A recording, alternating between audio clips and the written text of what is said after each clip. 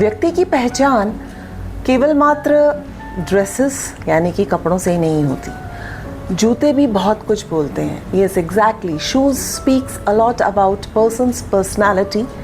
वो luxurious life जीता है, उसका कितना रुतबा है, नाम and all everything. It depicts by the shoes the person is wearing. कोई भी व्यक्ति अगर आपको लगता है फटे पुराने जूते पहने हुए घूम रहा है या उसकी चप्पल इंटैक्ट नहीं है, तो हम समझ सकते हैं कि वह कैसा इंसान है।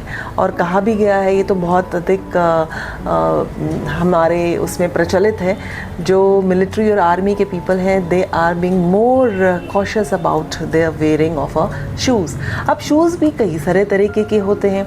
Party wears are there, sports wear, normal wear, leather shoes, dress के मैचिंग के shoes, and specifically for the ladies अगर उनके पार्टी वेयर हैं तो वो बिल्कुल अलग अलग होंगे, matching to that of a dress along with that of a purse also।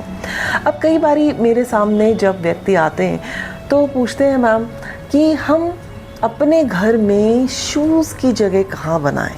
ये बहुत बड़ी समस्या हो जाती है, क्योंकि पहले तो कपड़ों के लिए हम लोग अपने अच्छी सी अलमीराज होती थी, बट आजकल अगर नॉर्मली भी देखा जाए तो हर व्यक्ति के पास 6 to 7 पेयर्स ऑफ शूज़ हैं, स्लीपर्स हैं एंड ऑल।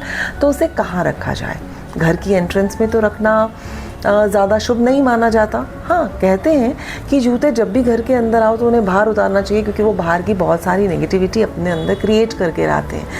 यूँ कहें तो वो हमें बाहर की नेगेटिविटी से बचाते हैं और सब अपने अंदर ही संभाल लेते हैं, इसलिए हम उन जूतों को बाहर रखते हैं। और पहले तो होता भी ऐसे ही था कि जो जूते हैं लोग बाहर धो कर रख कर आते थे और फिर घर के अंदर आते थे, तो घर के अंदर बहुत सारी पॉजिटिविटी रहती थी। बात हुई ये। अब दूसरी बात कि हमें कहाँ रखने चाहिए। एज़ पर वास्तु अगर हम इसकी बात करते हैं तो वायव्य कोण, जो नॉर्थ वेस्ट कोना है आपके घर का, एज़ पर द ग्रिड, जो अक्सर लोग गलती करते हैं, वो सोचते हैं कि भाई मेरा अगर नॉर्थ फेसिंग है तो वो एग्जैक्टली 0 डिग्री से होगा, जबकि ज़्यादातर ऐसा होता नहीं है। हर एक घर कुछ ना कुछ टिल्ट होता है, कुछ डिग्री, 5 डिग्री, 10 डिग्री टिल्टेड होता है। वो घर मैं हमेशा ही बोलती हूँ जो 35 डिग्री टिल्टेड हैं, मोर देन 35 डिग्री टिल्टेड है, avoid to taking them, because उनमें डायरेक्शंस को फाइंड आउट करना और उसका सामंजस्य बनाना थोड़ा सा मुश्किल भी होता है, और लोग वहाँ पर ज़्यादा खुशहाल मैंने देखे नहीं हैं। अक्सर ऐसे घर बहुत कम हैं, परंतु फिर भी हैं। अब हम वायव्य कोण की बात करते हैं, that is a north west zone. वायु का जोन है, हवा का जोन है और लिटिल ऑफ अ डिप्रेशन का भी जोन है। तो वहाँ पर अगर जूते हैं तो वो सबसे अच्छे हैं। रैक बनाएं आप, अच्छा सा प्रॉपर रैक हो, and rack it should be closed. वो खुला हुआ नहीं होना चाहिए, रैक हमेशा बंद होना चाहिए। पुट सम सॉर्ट ऑफ ना sachet of a perfume over there, ताकि वो जो भी उसकी स्मेल आती है वो वहाँ नहीं आए। अब वो शूज़ जो हम कभी कभी यूज़ करते हैं, हम उनको दक्षिण यानी कि साउथ डायरेक्शन में भी हम उन्हें रख सकते हैं। अब जूते किस प्लैनेट को डिपिक्ट करते हैं? जूते डिपिक्ट करते हैं आपके सैटर्न को, शनि यानी कि जो कर्म का कारक है।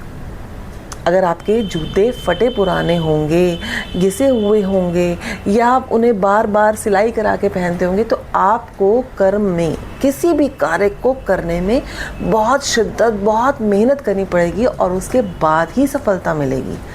इसलिए जूतों को साफ रखना भी बहुत ज़्यादा इम्पॉर्टेंट है। अगर आप अच्छे ब्रांडेड शूज़ लेते हैं, इट डिपिक्ट्स शुक्र जो कि लग्जरीज का कारक है।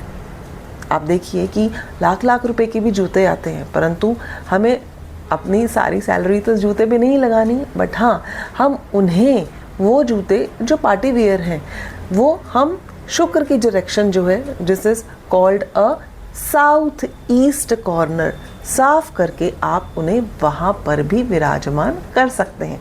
क्यों? क्योंकि वो आपको कभी कभी पहनने।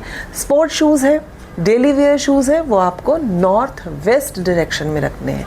कुछ जूते जो आप लेदर के नहीं हैं, apart from the leather shoes, वो आप साउथ वेस्ट में भी रख सकते हैं। और एक ऐसी डायरेक्शन है जो बिल्कुल ही हम अवॉइड करते हैं टू कीप योर क्लोथ्स और any sort of a damp material, that is a north east zone of your house. North east यानी 45 डिग्री, जो बहुत ही ज़्यादा पायस है।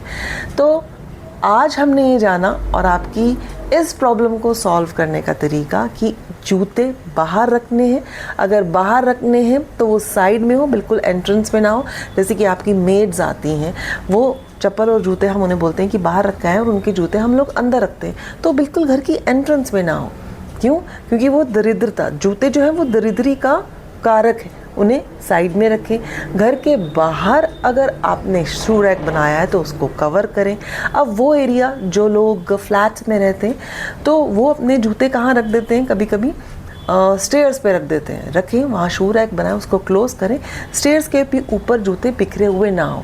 अगर घर के अंदर भी क्लटर फैलाते हुए आपके जूते हैं तो इतना ध्यान रखिएगा कि घर में मनमुटाव होगा। आप लोगों का जो कार्य है, कर्म जो भी आप कर रहे हैं, बिजनेस कर रहे हैं, जॉब कर रहे हैं, वो अप टू मार्क होगा नहीं। प्रोक्रेस्टिनेशन की जो प्रॉब्लम है वो इश्यूज आएंगे, यानी कि लिंगर ऑन कार्य होता रहेगा। जूते अगर घर पे बिखरे हुए रहते हैं तो अगर आप अपने बेड के नीचे जूते रखते हैं, नॉर्मल जूते, तो उन्हें भी वहाँ से अवॉइड करें, क्योंकि वो भी आपको एक प्रॉपर नींद लेने में एक समस्या उत्पन्न करते हैं। फिर ये भी पूछा जाता है कि ये जो भी जूते हैं हमारे अगर फट गए हैं या हम यूज़ नहीं करते या नहीं फटे हुए परंतु मुझे पसंद नहीं है और काफ़ी टाइम से पड़े हैं, यानी कि मोर देन 1 ईयर, अगर आपने कोई भी जूता या चप्पल इस्तेमाल नहीं किया, बेटर टू डोनेट इट। साफ़ करके आप उसे किसी ना किसी ज़रूरतमंद इंसान को दे सकते हैं, क्योंकि जब हम उस जूते अर्थात शनि कारक को रखेंगे तो वह आपकी बुद्धि को भी शनि शनि कमज़ोर करने लग जाएगा। अब जैसे बच्चे स्कूल जाते हैं, उनके पाँव जल्दी जल्दी बड़े होते हैं तो शूज़ छोटे होने लग जाते हैं, तो better to give it to someone जो आपके आस पड़ोस में लेबर के बच्चे हैं या कोई और नीडी हैं, आप उन्हें उसे जूतों को दे दीजिए।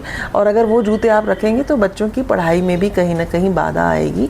और बेहतर है कि पुराने जूते हैं तो उन्हें इस्तेमाल करते रहिए, और मोर देन 1 ईयर से अगर आपने कोई जूता नहीं पहना तो उसे अवश्य ही किसी ना किसी ज़रूरतमंद को दान दीजिए। वास्तु सिद्धांत जीवन में बहुत अधिक सहजता के लिए बनाया गया है। इसमें किसी भी तरह का भ्रम उत्पन्न करने की स्थिति नहीं की गई है। आशा करती हूँ कि आज अपनी इस वीडियो के माध्यम से मैं आपको ये बता पाई कि किस तरह और कौन सी डायरेक्शन में आप अपने अलग अलग तरीके के जूतों को रखें। अगर घर छोटा है तो प्रेफर करें कि नॉर्थ वेस्ट में ही रखा जाए, ये दिशा सबसे अधिक उचित है।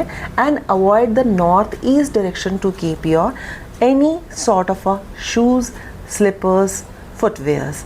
इसी के साथ अपनी वाणी को विश्राम देती हूँ। जल्द मिलती हूँ एक नए वीडियो के साथ, ताकि आपकी जितनी भी मंशा हैं, संशय हैं, उनको मैं अपने वीडियो के माध्यम से बहुत क्विक रेमेडीज़ के साथ साथ आपका समाधान कर पाऊँ। आप अपना और अपनों का ख्याल रखें। जल्द मिलते हैं। नमस्कार, प्रणाम।